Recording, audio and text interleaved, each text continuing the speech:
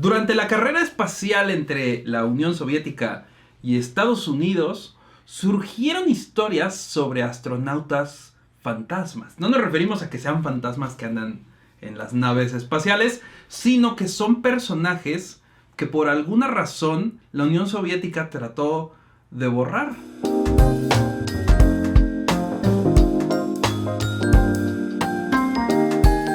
Bienvenidos a un episodio más de Regular. Yo soy Ricardo. Yo soy Iván. Y hoy tenemos esta historia sobre los cosmonautas fantasma porque tiene una connotación de lo que quiere dar a entender un país sobre lo que está haciendo.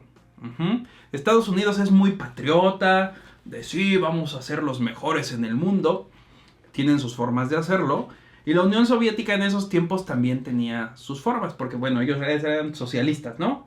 ¿Comunistas? Comunistas. Entonces, su forma de ver el mundo y de hacer que las cosas se vieran bien y bonitas, pues era un tanto diferente. Entonces, debemos de saber que ellos empezaron con los viajes al espacio, ¿sí? Ellos tienen a los científicos que desarrollaron los primeros cohetes, el primer dispositivo que se lanzó al espacio es el Sputnik, ya saben, esta esfera con antenitas. Y ellos fueron los que lanzaron al primer mono, al primer humano, y los que enviaron los primeros de casi todo al espacio. Entonces Estados Unidos los vio y así como que, híjole, tenemos que apurarnos, porque aparte eso significaba que pues era más fácil para ellos atacar a un país que estaba del otro lado del mundo, ¿no? Usando toda esta tecnología. Entonces, surge esta historia de los cosmonautas fantasma, porque son personajes de los que se tiene como que registro fuera de unas versiones oficiales, sobre todo. De las versiones oficiales, pero hay registro afuera, pero en el país, en la URSS, no hay versiones oficiales. No hay versiones oficiales.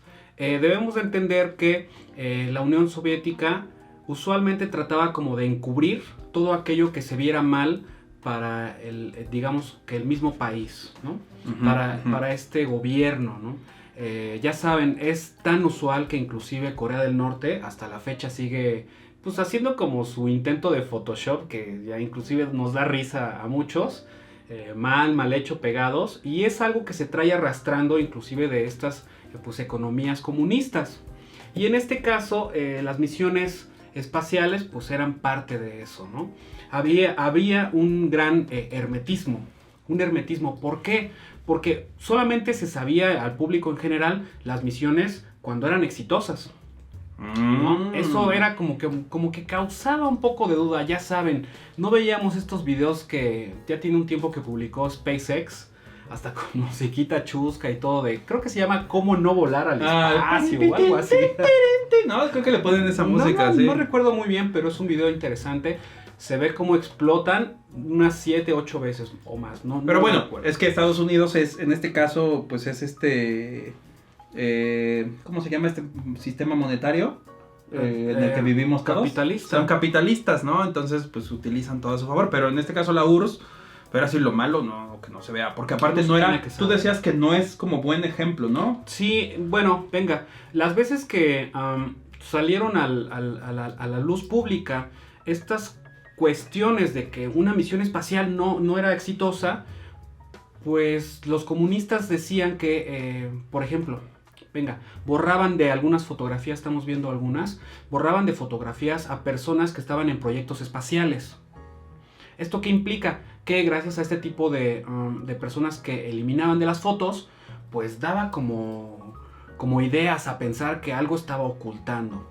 A lo que decía Ricardo, los comunistas respondían que los había quitado de este tipo de fotografías porque probablemente eran jóvenes que no expresaban, digamos, este sentimiento comunista, ¿no?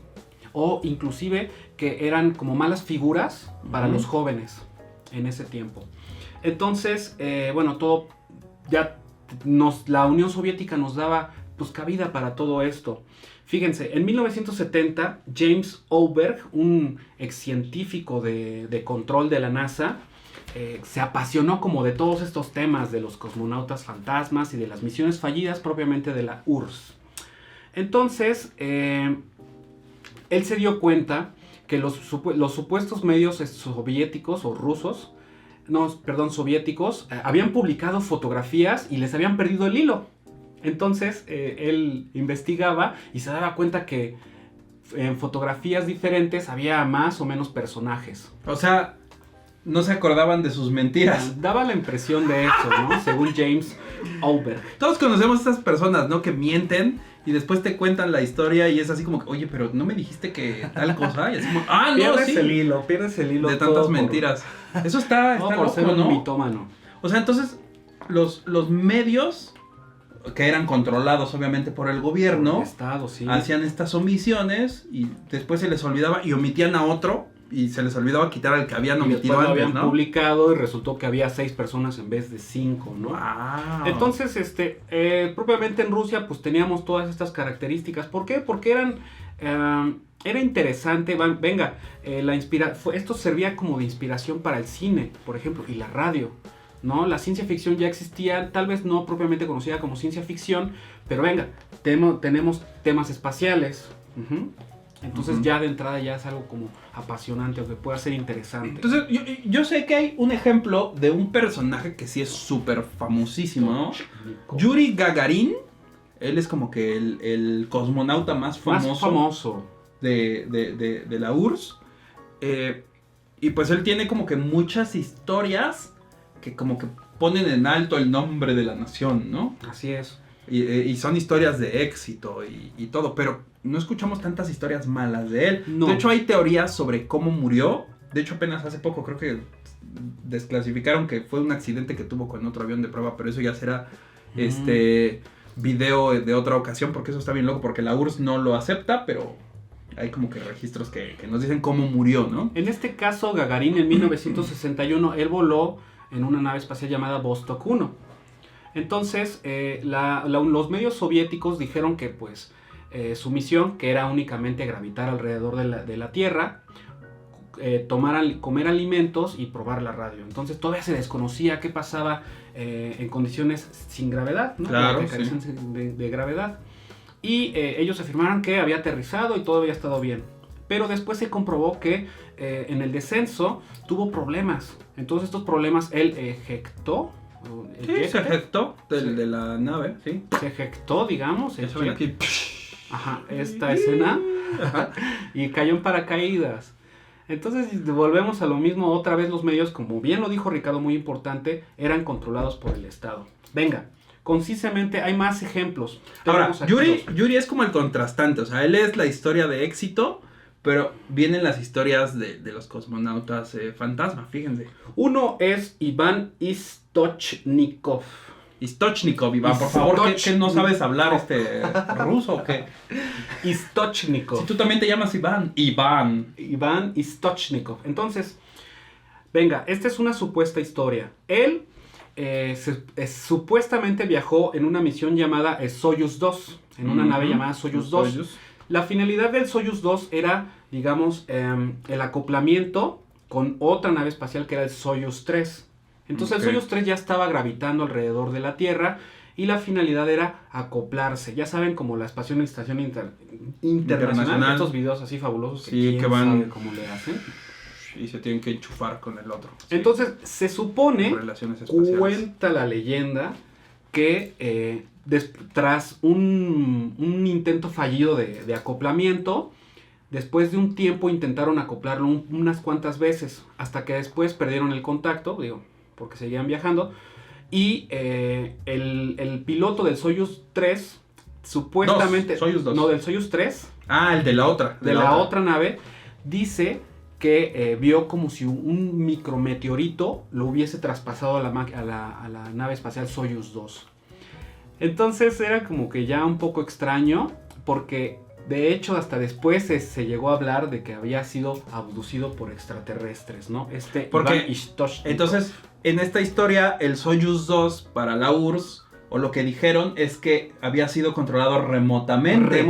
Que no tenía tripulación. No había tripulación. Y lo que te está diciendo el otro es que vio que pues hubo un problema con esa nave. Según esto, ¿no?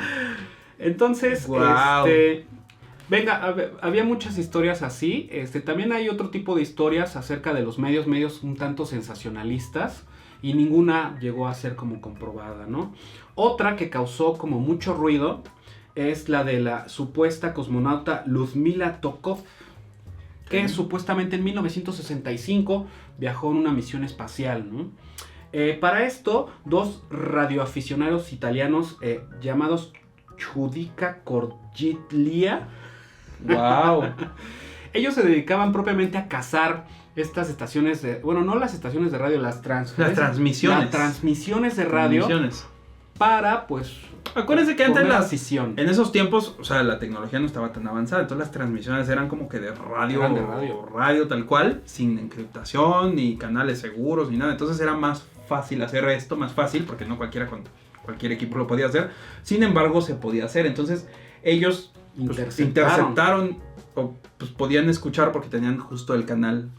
Sí, se dedicaron a buscar ese canal e interceptaron, digamos que, ay, ¿cómo decirlo? Un montón de sonidos un poco extraños, porque según esto están en ruso, pero no son como palabras definidas. Y se escucha como los lamentos de una mujer.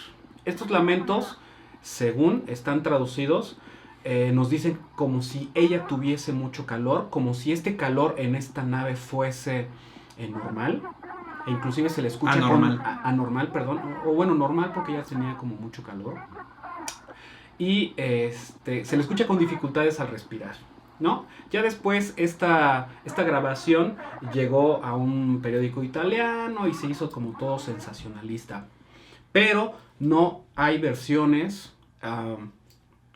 oficiales o desclasificadas por parte de Rusia actualmente.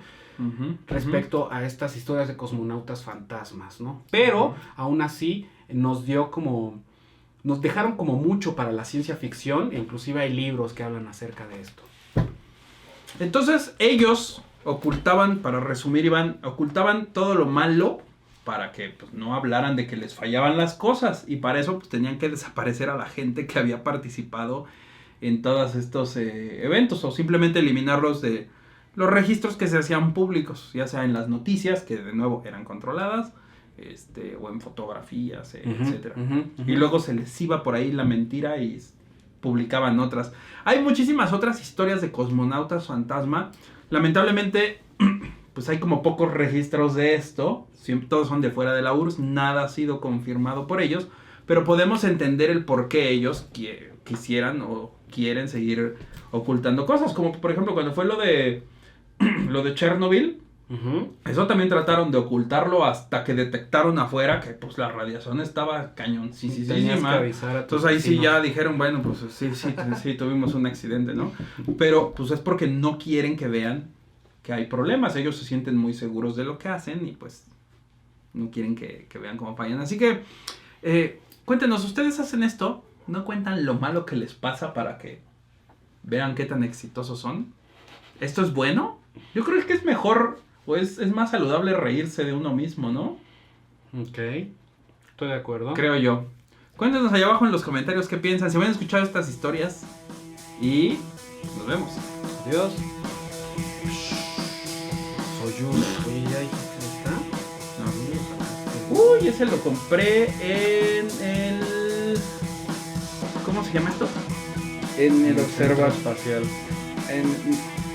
No, sí es cierto. Este lo compré en donde está el Endeavor. California.